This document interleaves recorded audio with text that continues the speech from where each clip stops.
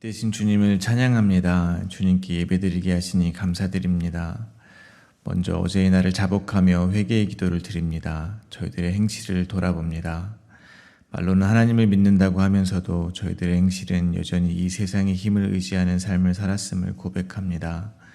여전히 재물을 하나님 삼아 사는 행실로 살고 있음을 고백하오니 용서하여 주시옵소서. 오늘도 주님의 말씀을 힘입어 이웃에 대한 용서를, 사랑을, 긍휼을 실천하는 용기 있는 하루 되게 하여 주시옵소서. 이 시간 말씀을 전하고 듣습니다. 성령 하나님 도와주시옵소서. 하나님의 은혜와 긍휼을 깨닫게 하여 주시옵소서. 예수님의 이름으로 기도하오며 하늘에 계신 아버지, 오늘 제가 주님의 임재 안에서 살고 주님을 더욱더 기쁘시게 하기를 기도합니다. 주 예수님, 오늘 제가 저의 십자가를 지고 주님을 따르기를 기도합니다. 성령님, 오늘 성령님이 저를 충만하게 채워주시고 성령의 열매, 사랑과 희락과 화평과 오래 참음과 자비와 양성과 충성과 온유와 절제가 제 삶 속에서 익어갈 수 있도록 해주시기를 기도합니다. 아멘. 말씀을 나누겠습니다. 오늘 저희들에게 주신 하나님의 말씀은 열왕기상 8장 54절에서 66절까지의 말씀입니다. 저와 여러분이 한 절씩 교독하겠습니다. 솔로몬이 무릎을 꿇고 손을 펴서 하늘을 향하여 이 기도와 간구로 여호와께 아뢰기를 마치고 여호와의 제단 앞에서 일어나 서서 큰 소리로 이스라엘의 온 회중을 위하여 축복하며 이르되 여호와를 찬송할지로다. 그가 말씀하신 대로 그의 백성 이스라엘에게 태평을 주셨으니 그 종 모세를 통하여 무릇 말씀하신 그 모든 좋은 약속이 하나도 이루어지지 아니함이 없도다. 우리 하나님 여호와께서 우리 조상들과 함께 계시던 것 같이 우리와 함께 계시옵고 우리를 떠나지 마시오며 버리지 마시옵고 우리의 마음을 주께로 향하여 그의 모든 길로 행하게 하시오며 우리 조상들에게 명령하신 계명과 법도와 율례를 지키게 하시기를 원하오며 여호와 앞에서 내가 간구한 이 말씀이 주야로 우리 하나님 여호와께 가까이 있게 하시옵고 또 주의 종의 일과 주의 백성 이스라엘을 날마다 필요한 대로 돌아보사 이에 세상 만민에게 여호와께서만 하나님이시고 그 외에는 없는 줄을 알게 하시기를 원하노라. 그런즉 너희의 마음을 우리 하나님 여호와께 온전히 바쳐 완전하게 하여 오늘과 같이 그의 법들을 행하며 그의 계명을 지킬지어다. 이에 왕과 및 왕과 함께한 이스라엘이 다 여호와 앞에 희생제물을 드리니라. 솔로몬이 화목제의 희생제물을 드렸으니 곧 여호와께 드린 소가 22,000마리요 양이 12만 마리라. 이와 같이 왕과 모든 이스라엘 자손이 여호와의 성전의 봉헌식을 행하였는데 그날에 왕이 여호와의 성전 앞들 가운데를 거룩히 구별하고 거기서 번제와 소제와 감사제물의 기름을 드렸으니 이는 여호와의 앞 놋제단이 작음으로 번제물과 그 소제물과 화목제의 기름을 다 용납할 수 없음이라. 그때 솔로몬이 7일과 7일 도합 14일간을 우리 하나님 여호와 앞에서 절기로 지켰는데 하만 어기에서부터 애굽 강가까지 온 이스라엘의 큰 회중이 모여 그와 함께하였더니 함께 읽겠습니다. 여덟째 날에 솔로몬이 백성을 돌려보내매 백성이 왕을 위하여 축복하고 자기 장막으로 돌아가는데 여호와께서 그의 종 다윗과 그의 백성 이스라엘에게 베푸신 모든 은혜로 말미암아 기뻐하며 마음에 즐거워하였더라. 아멘. 솔로몬은 성전을 봉헌하며 하나님께 기도했습니다. 이스라엘 백성뿐만 아니라 하나님의 이름을 믿는 이방인들을 위해서도 기도했습니다. 이방인이든 이스라엘 백성이든 하나님의 이름과 언약을 두신 성전을 향해서 기도하면 그들의 기도를 들어달라고 했습니다. 그리고 그 기도는 모두 죄를 사하여 달라는 기도였습니다. 왜냐하면 범죄하지 않은 인생이 없기 때문이었습니다. 오늘 본문은 이스라엘 백성을 향한 솔로몬의 축복과 성전 봉헌식입니다. 오늘 본문은 크게 세 문맥으로 나누어 묵상하도록 하겠습니다. 첫 번째 문맥입니다. 첫 번째 문맥은 54절과 55절입니다.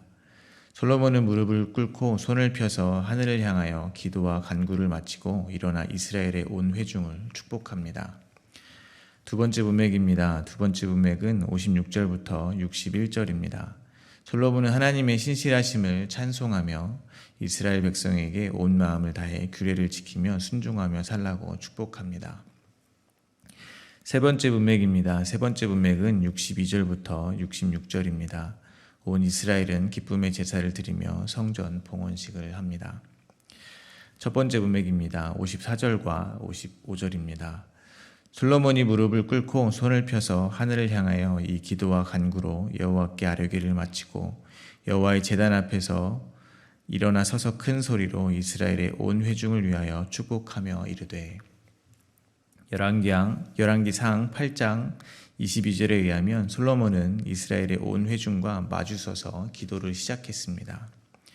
그러나 오늘 본문에 의하면 기도가 마칠 때는 솔로몬의 무릎은 꿇려 있었습니다. 무릎을 꿇는 것은 완전한 복종을 말하는 것입니다. 이를 통해서 이스라엘의 진정한 왕은 하나님이라는 사실을 다시 한번 깨달을 수가 있는 것입니다. 한 나라의 왕이 하나님 앞에 무릎을 꿇는 것을 온 이스라엘 백성이 눈으로 보고 있다는 것입니다. 즉, 온 이스라엘 백성은 지금 솔로몬이라는 눈에 보이는 왕을 통해서 보이지 않는 하나님만이 유일한 왕이시라는 사실을 보고 있다는 말이 될 것입니다. 마찬가지로 저희가 리더라는 위치에 있다면 그가 사람들에게 보여야 하는 모습은 바로 하나님 앞에 무릎을 꿇는 모습이어야 된다는 것입니다. 저희는 누구나 누군가에게는 리더입니다. 뒤집어 말하면 적어도 누군가는 지금 저희의 모습을 바라보며 살고 있다는 말이 될 것입니다. 부모라면 자녀가 그러할 것입니다. 부부라면 부부가 서로 그러할 것입니다. 선배라면 후배가 있을 것이고 상사라면 부하 직원이 그러할 것입니다. 기성세대라면 젊은 사람들이 그러할 것입니다. 그때 저희가 그들에게 보여주어야 하는 모습이 바로 하나님 앞에 무릎 꿇는 모습이라는 것입니다.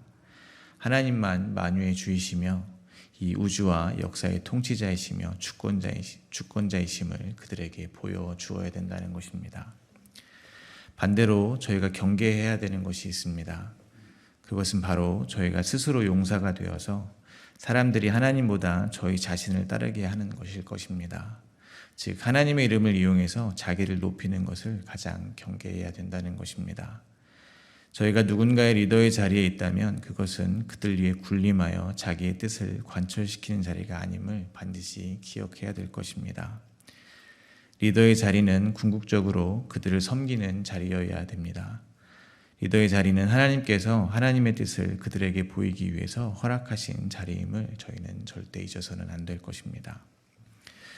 솔로몬이 여호와 앞에서 무릎을 꿇고 손을 펴서 하늘을 향해 기도와 간구를 다 마치고 일어나서 회중을 다음과 같이 축복합니다. 56절입니다. 여호와를 찬송할지로다. 그가 말씀하신 대로 그의 백성 이스라엘에게 태평을 주셨으니 그 종 모세를 통하여 물은 말씀하신 그 모든 좋은 약속이 하나도 이루어지지 아니함이 없도다. 솔로몬의 축복의 시작은 바로 여호와 하나님을 찬송하는 것으로 시작합니다. 축복은 말 그대로 복을 빌어주는 것입니다. 그 복이 어디서 오는 것이겠습니까? 바로 하나님께로부터 부어지는 것입니다. 하나님께서 복의 근원지십니다. 따라서 저희가 누군가를 축복한다는 것은 먼저 하나님의 복이 근원이심을 아는 것입니다. 그러므로 저희가 누군가를 축복해주고 싶은 마음이 있다면 먼저 해야 되는 일은 하나님을 바로 아는 것일 것입니다. 그렇게 하나님이 복의 근원임을 알게 되었다면 피조물인 저희들에게서 나오는 당연한 반응이 바로 주님을 찬송하는 것이라는 것입니다. 그래서 솔로몬은 축복의 시작으로 하나님을 찬송하고 있는 것입니다. 구체적으로는 솔로몬은 하나님의 신실하심을 찬송했습니다. 하나님께서 모세를 통하여 하신 약속을 모두 지키셨음을 찬송했습니다. 하나님께서 모두 지키신 그 약속은 다음과 같습니다. 57절입니다. 우리 하나님 여호와께서 우리 조상들과 함께 계시던 것 같이 우리와 함께 계시옵고 우리를 떠나지 마시오며 버리지 마시옵고. 솔로몬이 말하는 하나님께서 지키신 약속은 바로 그들의 조상들을 떠나지 않고 함께 하셨다는 것입니다. 그리고 여호와께서 그들의 조상들과 함께 계시던 것 같이 자신들과도 함께 하시고 떠나지 말고 버리지 말라는 약속을 버리지 말라고 청원하고 있는 것입니다. 저희가 잘 알고 있듯이 솔로몬이 말한 조상들, 즉 아담으로부터 다윗에게 이르기까지 이스라엘 백성들의 삶은 항상 평안하지만은 않았습니다. 애굽에서 노예 생활을 했고 광야에서 시험을 받았습니다. 하나님께 불순종할 때는 하나님께서 대적을 들어서 가르치셨습니다. 약속의 땅을 주시겠다 약속하셨지만 거저 주신 적은 없습니다. 언제나 전쟁을 치러야 했습니다. 그리고 다윗 왕에 이르러서야 하나님께서 약속하신 땅을 완전히 정복하게 되었습니다. 하지만 그렇게 하나님께서 함께 하시며 돌보시고 때로는 징계하시는 그 삶이 곧 태평이라는 것입니다. 하나님이 함께 하시는 삶은 사실 고단한 삶입니다. 그 삶은 죄가 용납되지 않습니다. 징계받으며 고초를 겪는 삶입니다. 왜냐하면 하나님께서 저희들의 마음을 정욕대로 더러움에 그냥 내버려 두지 않으시기 때문입니다. 옆에 다른 사람이 있는 것 자체로 사람들은 자기의 자유가 제한됩니다. 마음대로 못한다는 것입니다. 하물며 하나님이 옆에 계시는 것이 저희의 만약 눈에 보인다면 어떻게 되겠습니까? 저희의 삶은 그 자체로 매우 절제가 될 것입니다. 저희의 육신의 욕망대로 할 수 있는 것이 아무것도 없을 것이란 말입니다. 그런데 그렇게 하나님과 함께 있는 것이 태평이요 복이라는 것입니다. 그렇게 간섭받는 것이 다른 말로 하면 하나님과 관계되어진 삶이 태평이요 복이라는 것입니다. 그러므로 저희는 하나님과 함께하는 삶을 소망해야 됩니다. 주님이 간섭하시는 어떻게 생각하면 좀 불편한 삶을 꿈꿔야 된다는 것입니다. 자기를 거스르는 삶을 살아야 한다는 것입니다. 그런데 제가 확신하는데 그 삶은 고단하지만 불행하지는 않을 것입니다. 그 삶은 행복할 것입니다. 그 삶은 안전하고 저에게 안식을 가져다 줄 것입니다. 가장 사랑하는 자녀에게 빌어주고 싶을 만한 복된 삶이 될 것입니다. 그것을 깨달은 솔로몬은 백성들에게 다음과 같이 빌어줍니다. 58절입니다. 우리의 마음을 주께로 향하여 그의 모든 길로 행하게 하시오며 우리 조상들에게 명령하신 계명과 법도와 율례를 지키게 하시기를 원하오며. 하나님께서 창조하신 이 세상에서 가장 평안하게 사는 방법이 무엇이겠습니까? 바로 하나님의 뜻대로 사는 것입니다. 만들어진 목적대로 사는 것입니다. 하나님의 계명과 법도와 율례를 지키며 사는 것입니다. 그것이 순리대로 사는 것입니다. 만약 하나님의 계명대로 살지 않는다면 그것은 순리를 거스르며 사는 것입니다. 즉 창조주 하나님과 대립하며 사는 것입니다. 법은 불편하지만 안전하다는 것을 저희 모두는 잘 알고 있습니다. 가정을 예로 들어 볼 수 있습니다. 가정마다 나름의 법이 있습니다. 규칙이 있다는 것입니다. 부모님께서 그러한 법과 규칙을 가정에 정하시는 이유가 무엇이겠습니까? 자녀가 가장 안전하게 그리고 행복하게 살 수 있는 방법이기 때문입니다. 그러나 자녀가 가정에서 부모님이 정해놓은 법과 규칙을 지키지 않는다면 어떻게 되겠습니까? 자녀가 아무리 자유롭게 살 수 있다고 한들 그 가정의 안식은 깨어질 것입니다. 자녀의 안전은 보장되지가 않는다는 것입니다. 그러므로 저희는 통제당하는 것 같고 자유가 제한되는 것 같지만 하나님의 계명과 법도를 지키며 사는 것, 즉 하나님의 뜻대로 살 때 가장 태평하게 살 수 있다는 것입니다. 그리고 그 구약의 율례는 저희들에게 새롭게 주어졌습니다. 바로 예수 그리스도께서 저희를 사랑한 것 같이 저희가 서로 사랑하는 것입니다. 이것이 저희가 지켜야 하는 율례이며 하나님의 뜻입니다. 이 삶은 고단합니다. 때로는 미워하는 마음을 눌러야 합니다. 서운한 감정도 눌러야 합니다. 화가 나도 참아야 할 때가 있습니다. 손해를 보는 삶을 살아도 아무도 알아주지 않을 때도 많을 것입니다.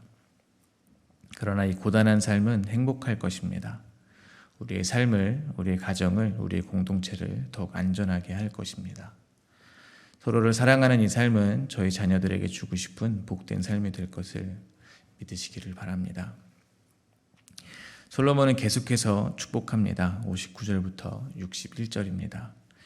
여호와 앞에서 내가 간구하니 말씀이 주야로 우리 하나님 여호와께서 가까이 있게 하시옵고 또 주의 종의 일과 주의 백성 이스라엘의 일을 날마다 필요한 대로 돌아보사 이에 세상 만민에게 여호와께서만 하나님이시고 그 외에는 없는 줄을 알게 하시기를 원하노라. 그런즉 너희의 마음을 우리 하나님 여호와께 온전히 바쳐 완전하게 하여 오늘과 같이 그의 법도를 행하며 그의 계명을 지킬지어다. 솔로몬은 다시 한번 이스라엘 백성들이 마음을 다하여 하나님의 법도를 행하며 계명을 지키기를 기도합니다. 이 간구가 주야로 하나님 여호와께 상달되기를 기도합니다. 그리고 일마다 날마다 필요한 대로 그들을 돌아보시기를 간구합니다. 그런데 그렇게 축복하는 목적이 이스라엘을 위한 것이 아니었습니다. 궁극적으로 이 세상 만민이 여호와께서만 하나님이시고 다른 신은 없다는 것을 알게 하기 위함이라는 것입니다.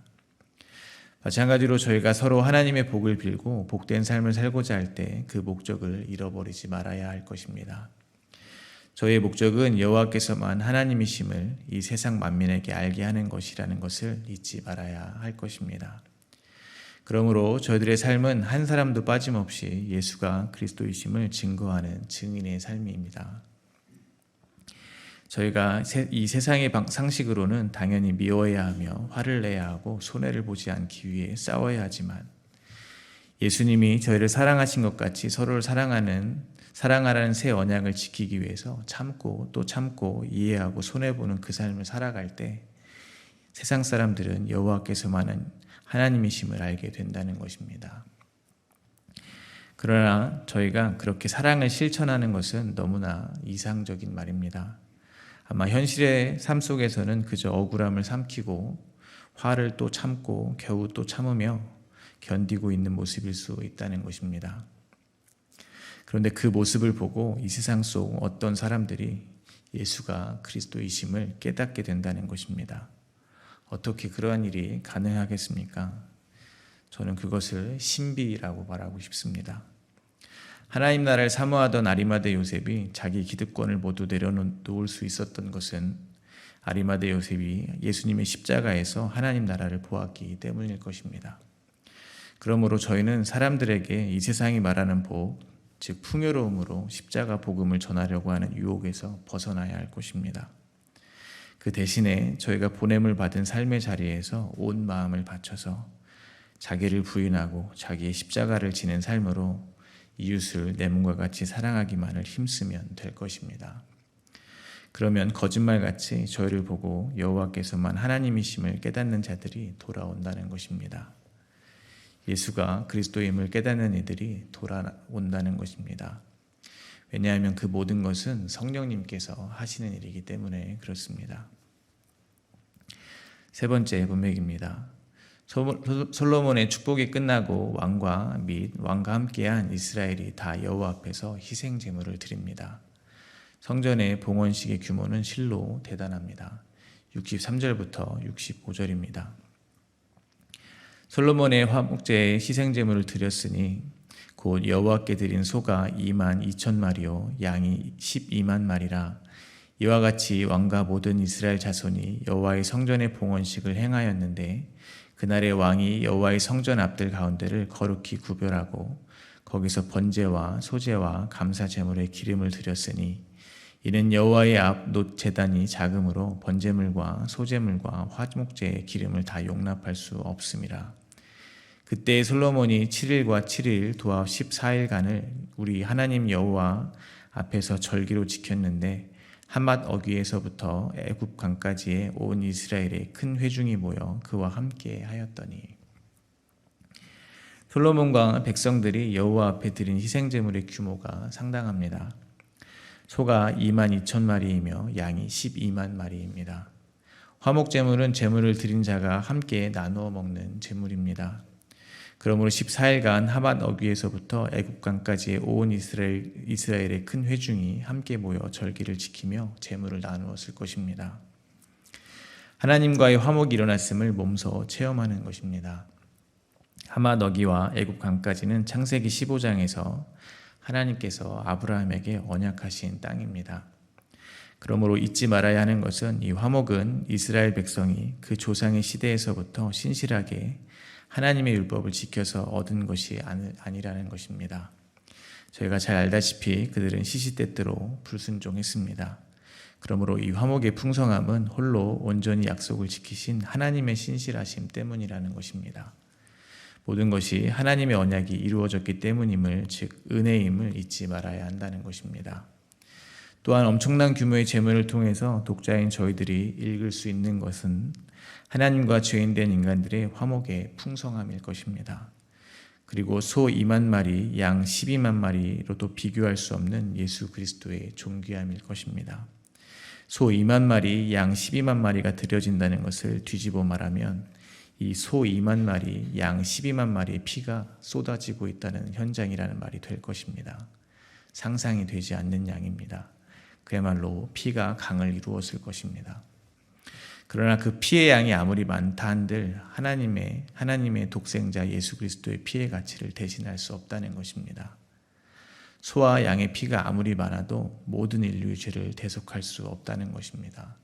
소와 양의 피가 아무리 많아도 지금 저희들의 죄를 대속할 수는 없다는 것입니다.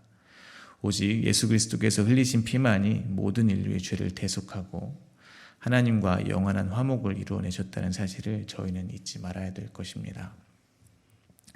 그러므로 그 존귀한 예수님의 피가 저희의 죄를 위해서 개인으로 보면 나 한 사람을 위해서 쏟아졌음을, 또한 내 이웃을 위해서 쏟아졌음을 오늘 본문의 어마어마한 재물을 보며 조금이나마 실감하게 되셨기를 간절히 바랍니다. 말씀을 맺겠습니다. 66절입니다. 여덟째 날에 솔로몬이 백성을 돌려보내매 백성이 왕을 위하여 축복하고 자기 장막으로 돌아가는데 여호와께서 그의 종 다윗과 그의 백성 이스라엘에게 베푸신 모든 은혜로 말미암아 기뻐하며 마음에 즐거워하였더라. 이제 백성들이 왕을 축복합니다. 여호와께서 그의 종 다윗과 그의 백성 이스라엘에게 베푸신 모든 은혜로 모두가 기뻐하며 마음에 즐거워하였다고 합니다. 즉 이스라엘 백성과 솔로몬은 언약을 중심에 두고 서로를 축복하는 모습입니다. 신약의 말로 표현하면 그야말로 예수님이 저희를 사랑하신 것 같이 서로 사랑하는 모습인 것입니다. 하나님의 언약을 신뢰하지 못하는 공동체는 리더를 축복할 수가 없습니다. 오히려 리더를 탓할 것입니다. 또한 서로를 탓할 것입니다. 눈에 보이는 것만 보기 때문입니다. 여전히 세상의 가치로 현상을 보기 때문입니다. 그래서 그 불안의 원인을 누군가에게 돌려야 하기 때문에 서로를 축복하지 못하고 서로를 탓하게 되어 있습니다. 그러나 그 속에 임하여 있는 보이지 않는 하나님의 약속을 믿는 공동체는, 그리고 하나님의 신실함을 믿는 공동체는 서로를 축복할 수 있습니다. 공동체는 다른 것이 아니라 오직 여호와께서 베푸신 은혜로 말미암아서 기뻐하며 즐거워할 수 있다는 것입니다. 예수 그리스도가 중심이 된 공동체는 서로가 서로를 축복할 수 있을 것입니다. 오늘 하루도 저희 안에 임하여 계시는 하나님의 은혜와 예수 그리스도의 은혜와 하나님의 사랑과 성령의 교통하심으로 기뻐하시며 서로를 축복하게 되시기를 간절히 소망합니다.